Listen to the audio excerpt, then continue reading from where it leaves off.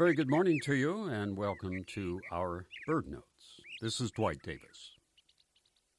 According to most liturgical calendars, it is Christmastide, that period between Christmas Day and Epiphany.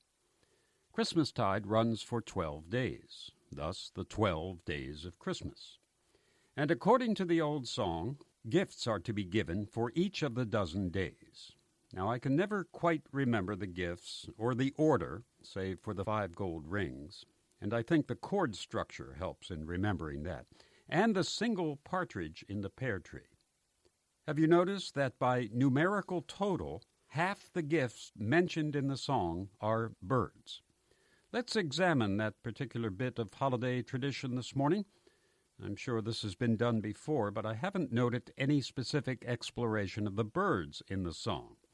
So I'll go out on a limb, so to speak, and offer some observations and conjecture. The 12 Days of Christmas is a traditional English carol, so let's assume that the birds mentioned are found in England. The partridge certainly is.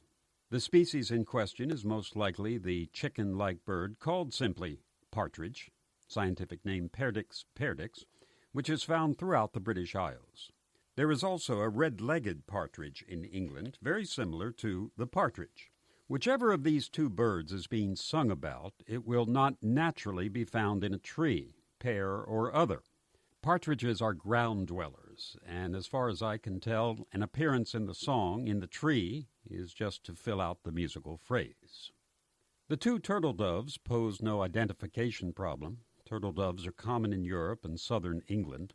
The word turtle in the name, by the way, has nothing to do with the shelled reptile, but refers to an onomatopoetic rendering of its call, heard by most people, even from Roman times, as tur, thus turtle. The 3 French hens are probably just barnyard chickens. It's the same bird, scientific name Gallus gallus, in England, in France, and around the world. I suspect the descriptor French may be a reference to a method of preparing the bird for a festive feast. Let's skip the 4 calling birds for a moment and jump to the geese a-laying, 6 of them.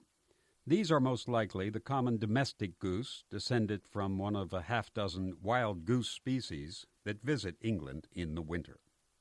The 7 swans a-swimming are surely the native mute swan, Cygnus olor, the swan of fairy tales, with that graceful arched neck. By the way, the British monarch retains the right to ownership of all unmarked mute swans in open waters in Great Britain.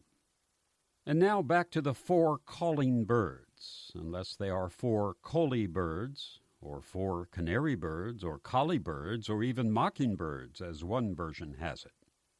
Let's try to sort this out.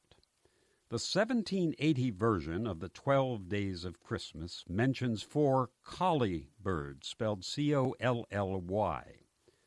Now, in the 18th century, collie was an English expression for black.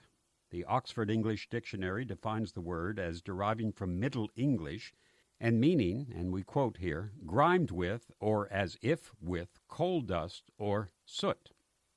By extension, collie birds was a dialect name for blackbirds, according to the Oxford Book of Carols. In industrialized England, soot or coal dust-covered birds would have been common, so collie birds make sense. But just to muddle things, there's a group of strange birds in Africa called collies, spelled C-O-L-I-E-S. They show no close affinity to any other group of birds, exhibiting rather unusual anatomy and behaviors. They're called mouse birds for their habit of scurrying about in the foliage. Some species of this group sleep hanging upside down. Were these birds ever imported to England to be kept as caged birds? Could these be the collie birds of the song? Probably not, but it's something to consider. And then there's this. Charles Schulz has Sally asking Linus about the 4 calling birds in one of the Peanuts comic strips. The answer runs as follows. A calling bird is a kind of partridge. In 1 Samuel, it says, "For the king of Israel has come out to seek my life just as though he were hunting the calling bird." There's a play on words here. David was standing on the mountain calling, and he compared himself to a partridge being hunted. That's the gospel according to Linus.